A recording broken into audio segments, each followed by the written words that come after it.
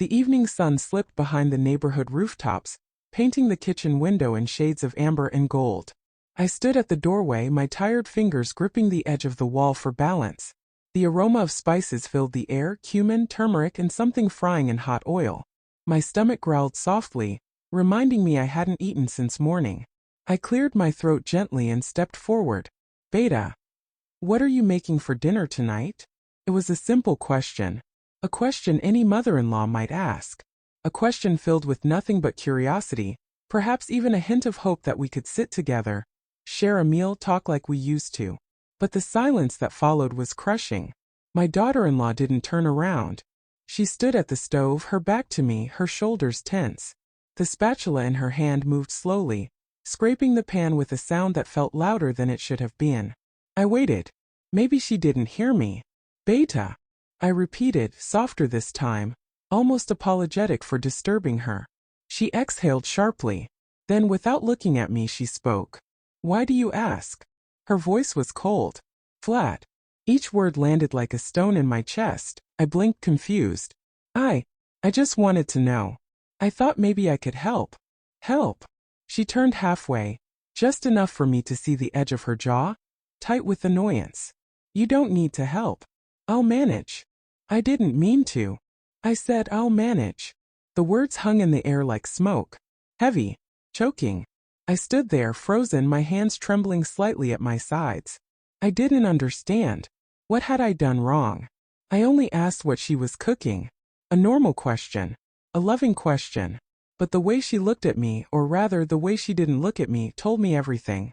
I wasn't welcome here. Not in the kitchen. Not in this house. Not even in a simple conversation. I nodded slowly, even though she couldn't see me. My throat tightened, and I swallowed the lump rising in it. I turned and walked back to my small room at the end of the hallway, my footsteps echoing louder than they should have. The door closed behind me with a soft click. I sat down on the edge of the bed, staring at the faded curtains swaying gently in the evening breeze.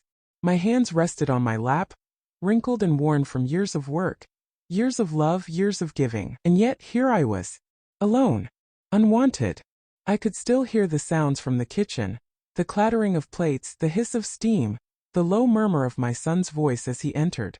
I strained to listen, hoping he would ask about me, wondering if he even noticed I wasn't there. But instead I heard laughter. Light. Easy. As if nothing had happened. As if I didn't exist. My chest ached, a dull, relentless pain that had nothing to do with age or illness. This was something deeper. This was the kind of pain that comes from being invisible in your own home. I looked around the room. It was small, neat, and quiet. Too quiet. The walls felt closer than they used to. The air felt heavier. Once, this house had been filled with warmth, with the sound of my son's laughter, with dreams of growing old surrounded by love and respect.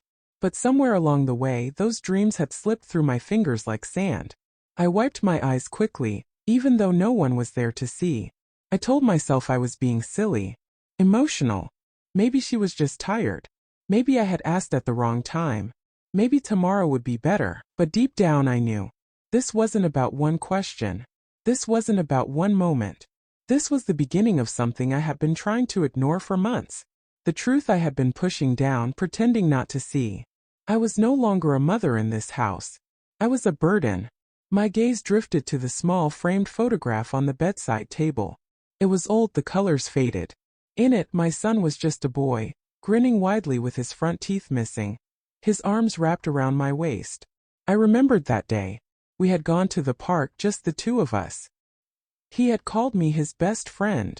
I traced the edge of the frame with my finger, my vision blurring. When did you stop seeing me, Beta? I whispered to the photograph. When did I become someone you avoid? No answer came. Only the distant sound of dishes clinking and muffled conversation from the other room. I lay down slowly, pulling the thin shawl over my shoulders. The ceiling fan spun lazily above me. The same fan I had watched for so many nights now, unable to sleep, unable to stop the flood of memories and regrets. Outside, the sky turned from orange to deep violet. The neighborhood grew quieter. Somewhere a child laughed. A dog barked. Life moved on as it always did. But inside this room time felt frozen, and I felt smaller than I ever had before. I closed my eyes not to sleep but to escape, to go back to a time when things were different, when love was still the language we spoke, when my presence was a blessing, not a burden. And as I drifted into that hazy space between waking and dreaming, one thought echoed in my mind, louder than any silence.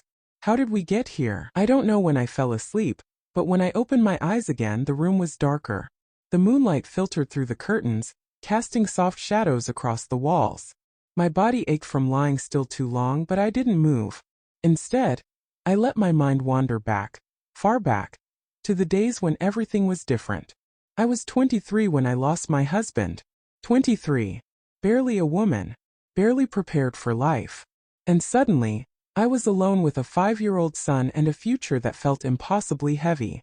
I remember standing at his funeral, holding my boy's tiny hand, feeling the weight of every pitying glance from relatives who whispered, "Poor thing. How will she manage?" But I didn't have the luxury of breaking down. Not then. Not ever. So I became both mother and father. I woke before dawn, prepared meals, sent my son to school, then rushed to work, stitching clothes for the neighborhood women, cleaning houses, doing whatever it took to put food on the table. There were nights when my fingers bled from sewing, nights when my back screamed in pain, nights when I sat alone in the dark, crying silently so my son wouldn't hear. But when morning came, I smiled, because that's what mothers do. I remember his school days so clearly. He would come home, full of stories about his friends, his teachers, the games they played.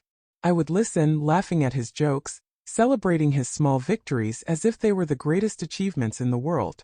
"Mama, I got the highest marks in math today," he once said, bouncing with excitement. I hugged him tight, tears of pride filling my eyes. "I knew you would, Beta. You're so smart. So strong."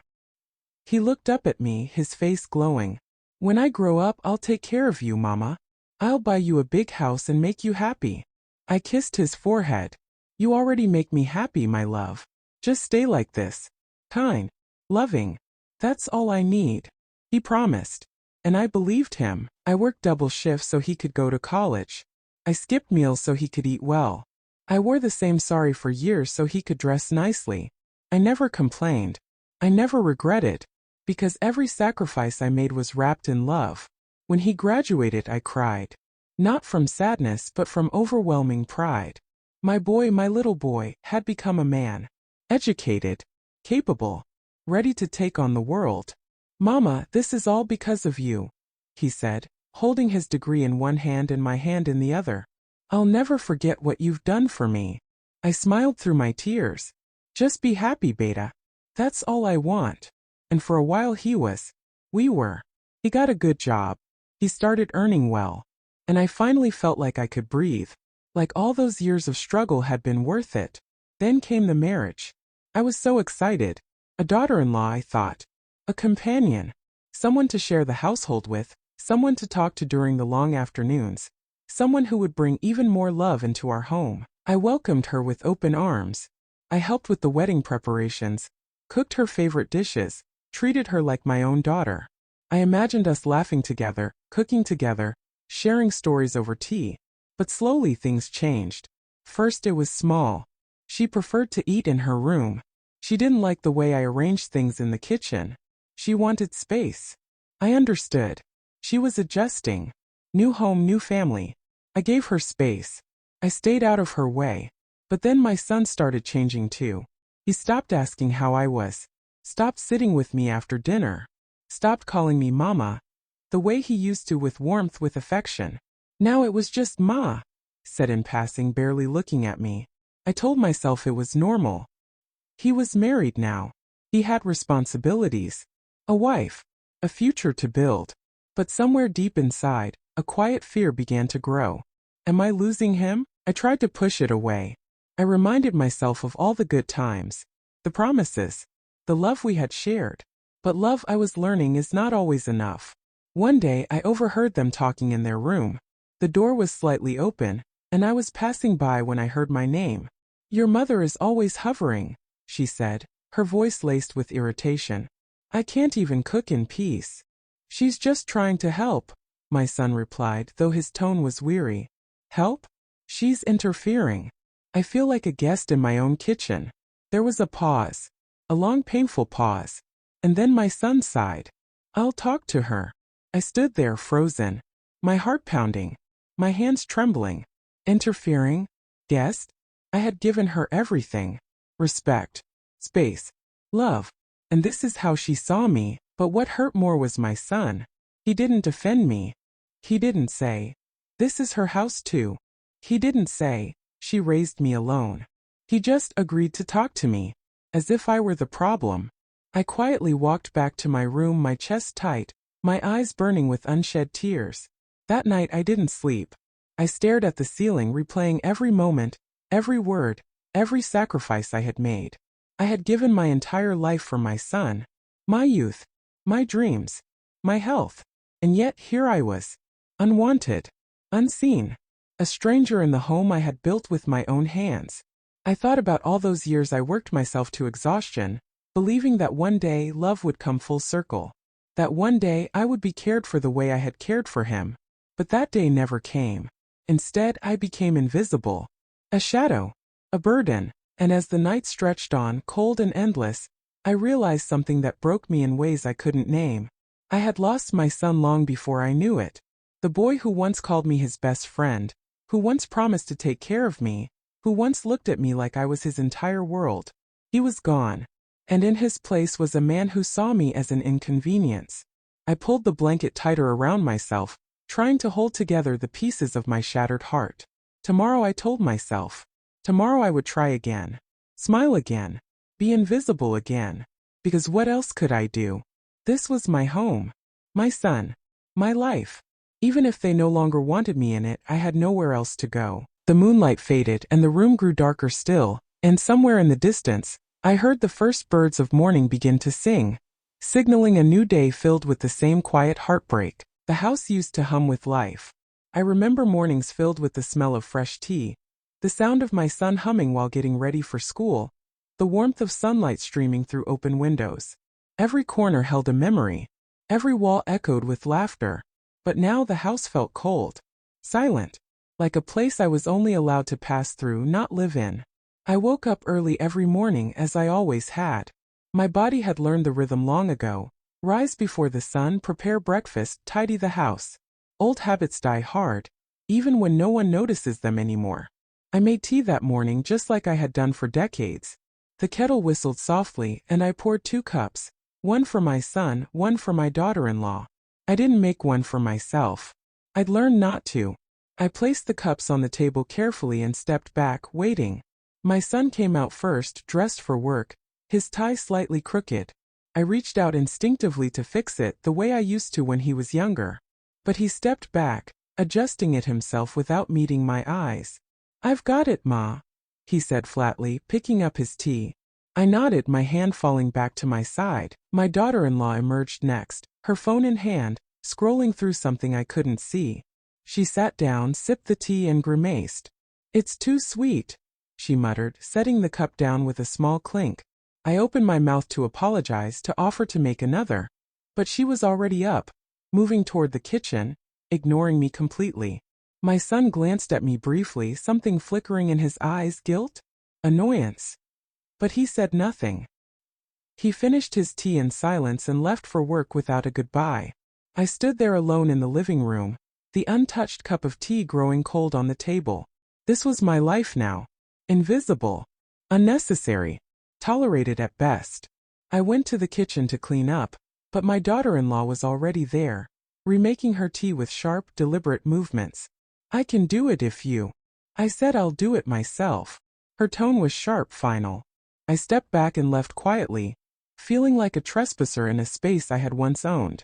I spent the day as I always did. Cleaning rooms that didn't need cleaning, folding clothes that no one thanked me for, sitting alone in my room waiting for the hours to pass. I used to visit neighbors, chat with the women in the building, help with community gatherings. But over time I had withdrawn. It hurt too much to smile and pretend everything was fine when I went home to silence. By evening, the house felt even heavier.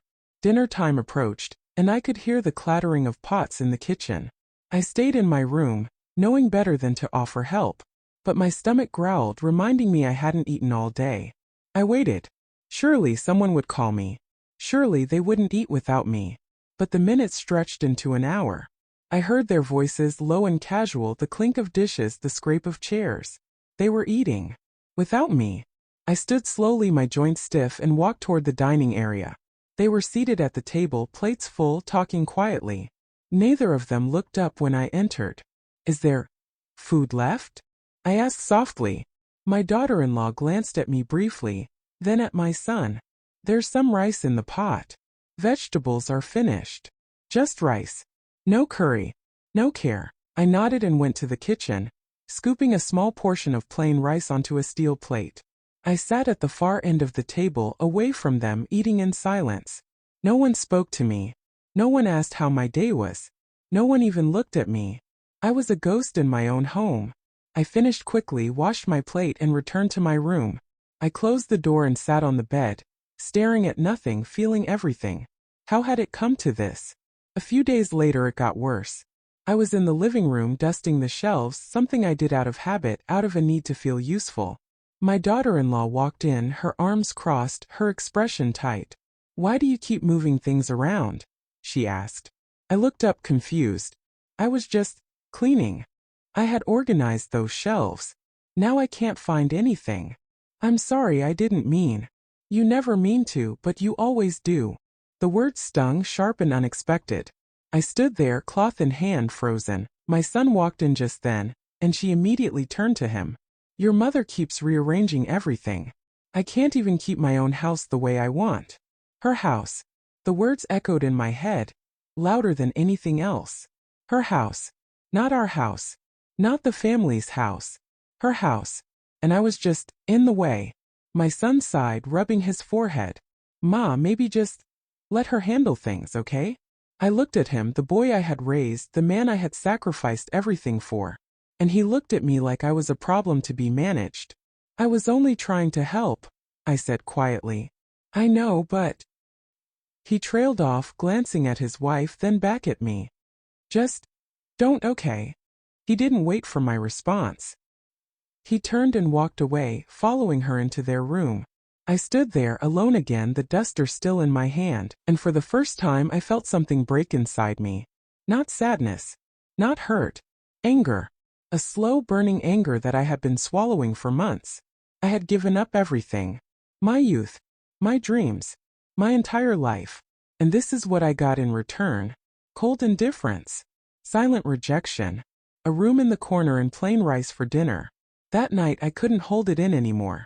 I walked to their room and knocked. My son opened the door, surprised. "Ma? What's wrong?" "I need to talk to you," I said, my voice steady despite the storm inside me.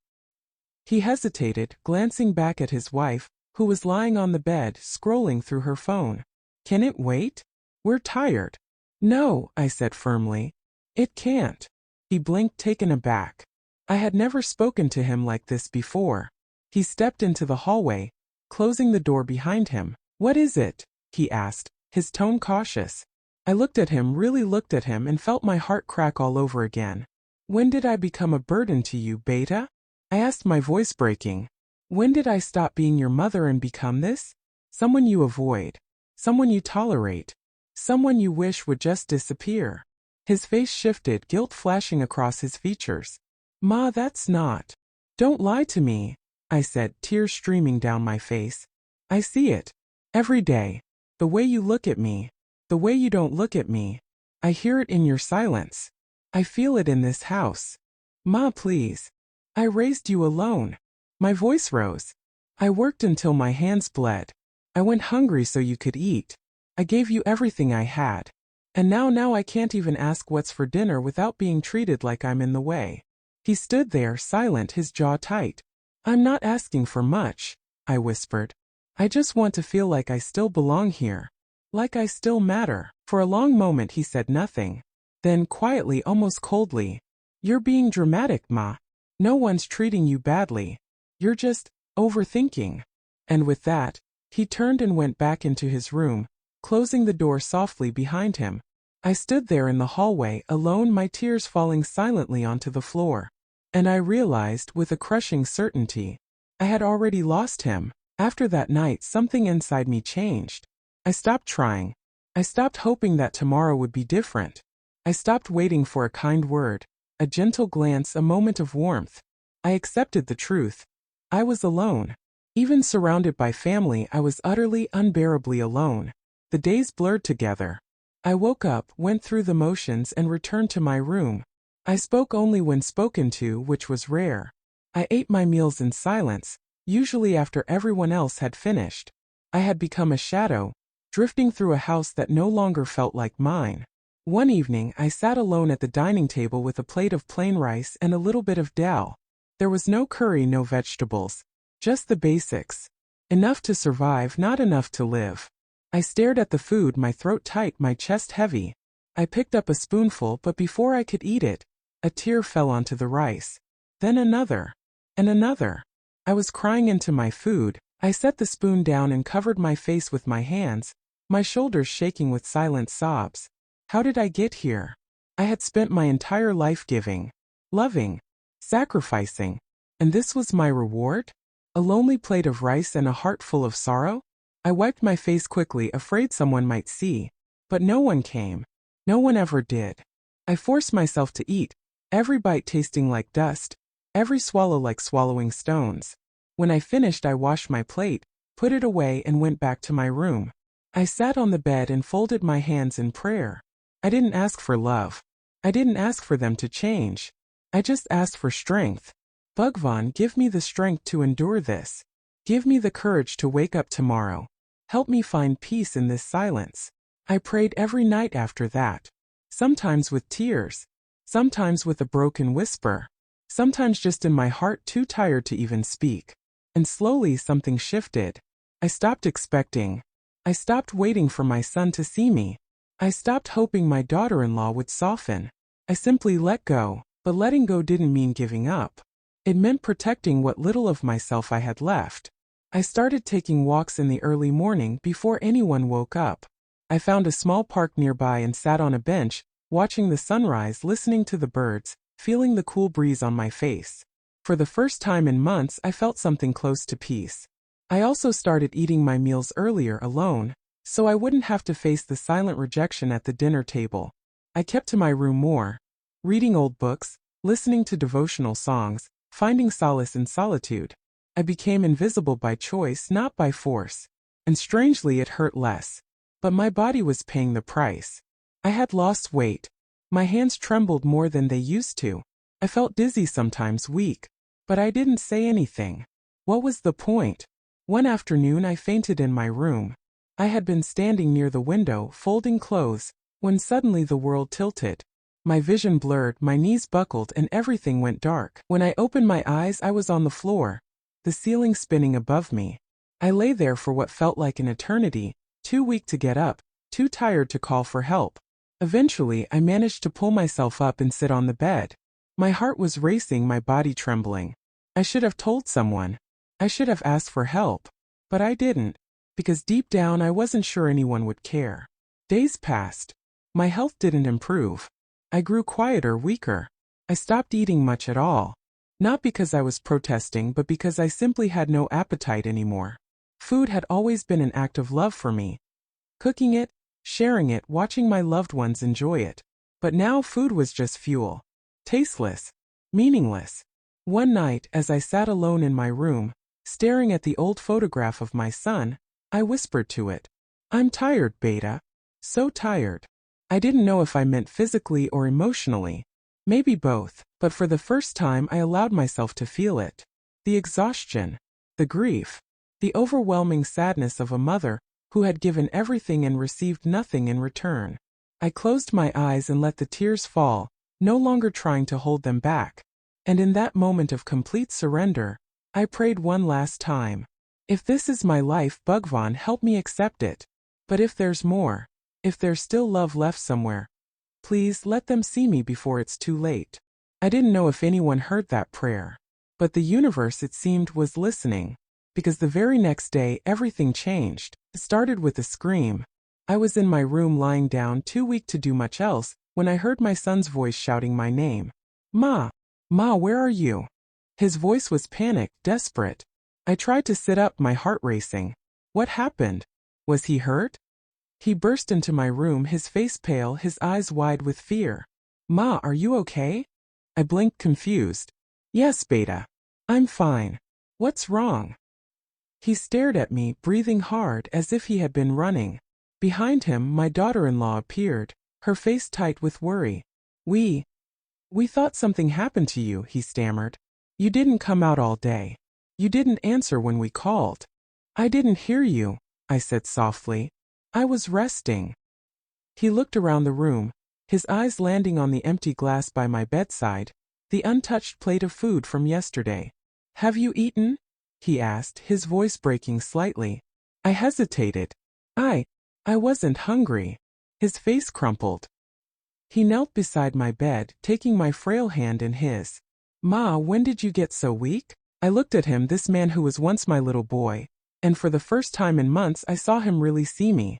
I've been fine, Beta, I whispered, though we both knew it was a lie. He shook his head, tears welling in his eyes. No, you're not. And his voice broke. I didn't even notice. My daughter-in-law stood in the doorway, her arms wrapped around herself, her face pale. That night, they insisted I see a doctor. I protested weakly, but my son wouldn't hear it. He took me to the clinic himself, holding my arm as if I might disappear if he let go. The doctor ran tests, checked my vitals, and finally sat us down with a grave expression. She's severely malnourished, he said bluntly. Her blood pressure is dangerously low. If this continues, it could lead to serious complications. My son's face went white. But how? Why didn't she say anything? The doctor glanced at me, then back at him. Sometimes, people stop asking for help when they feel like no one's listening. The words hung in the air, heavy and undeniable. On the way home, my son was silent. His jaw was clenched, his hands gripping the steering wheel tightly. When we got home, he helped me to my room and sat beside me. Ma, he said quietly, his voice thick with emotion. I'm sorry. I looked at him, startled. I'm so sorry, he repeated, tears streaming down his face. I've been blind. Selfish. I let you suffer in silence, and I didn't even realize it. Beta, it's okay. No, he said firmly. It's not okay. Nothing about this is okay. He took my hands in his tears falling onto them. You gave me everything, Ma. You worked yourself to exhaustion so I could have a future. And I repaid you by treating you like you didn't matter. You have your own life now, I said gently. It's natural. No, he interrupted, his voice breaking. There's nothing natural about forgetting your mother. About making her feel unwanted in her own home. He looked at me, his eyes red and swollen. I don't know how I became this person, Ma. But I hate myself for it. I reached up and touched his face the way I used to when he was small. You're still my son, I whispered. And I still love you. He broke down completely, burying his face in my lap, sobbing like a child. And I held him just as I had all those years ago, stroking his hair, letting him cry. Later that evening, my daughter-in-law came to my room. She stood at the door, wringing her hands, her eyes downcast. Ma, she said quietly. I'm sorry too. I looked at her, waiting. I was wrong, she continued, her voice trembling. I was so focused on having control over the house, on having things my way, that I forgot. I forgot you built this home long before I came into it. She stepped closer, tears spilling down her cheeks. You've never been anything but kind to me, and I treated you like a burden. I'm so ashamed. I didn't know what to say. I had imagined this moment so many times, imagined them realizing, apologizing. But now that it was happening, I felt only exhaustion. I don't need grand apologies, I said softly. I just need to be treated with love, with respect. Like I still belong here. She nodded, wiping her tears. You do. You always have. And I promise, I'll do better. The days that followed were different. My son came home early from work. He sat with me, asked about my day, made sure I ate. My daughter-in-law started cooking meals I liked, served me first, sat with me while I ate. They didn't ignore me anymore. They didn't avoid me. They saw me. And slowly, the house began to feel like home again. One evening, we sat together at the dinner table, all three of us. My son had made my favorite dal, and my daughter-in-law had prepared fresh rotis. We ate together, talking quietly, laughing softly, and for the first time in months I felt warmth. After dinner, my son held my hand. "Ma," he said, his voice thick with emotion, "I'll never take you for granted again. I promise." I smiled, tears filling my eyes. "Just love me, Beta. That's all I've ever wanted." He nodded, squeezing my hand. "I do, Ma. I always have. I just forgot to show it." We sat there in silence, the three of us, and for a moment everything felt whole again. In the end, it's not grand gestures that heal a broken heart. It's the quiet return of love, the simple act of being seen, and the courage to ask for forgiveness before it's too late. Family isn't just about living under one roof. It's about making sure no one feels alone inside it.